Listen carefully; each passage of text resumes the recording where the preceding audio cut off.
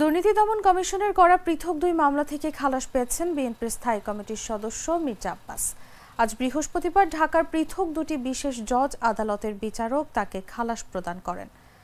Plot বরাদ্দে অনিয়মের অভিযোগে দুদকের করা মামলায় খালাস প্রদান করেছেন আদালত।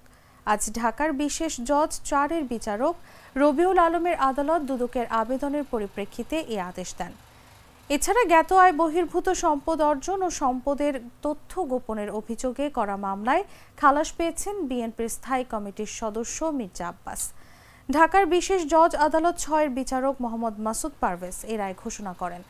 জ্ঞাত আয় বহির্ভূত সম্পদ অর্জনের মামলার অভিযোগ থেকে জানা যায়, আয়ের সঙ্গে অসঙ্গতিপূর্ণ 7,32,32,590 টাকার সম্পদ অর্জন এবং 57,26,571 টাকার সম্পদের তথ্য গোপনের অভিযোগে 2007 সালের 16 আগস্ট রাজধানীর রমনা থানায় মির্জা আব্বাসের বিরুদ্ধে মামলা করেন দুদকের উপপরিচালক মোহাম্মদ শফিউল আলম।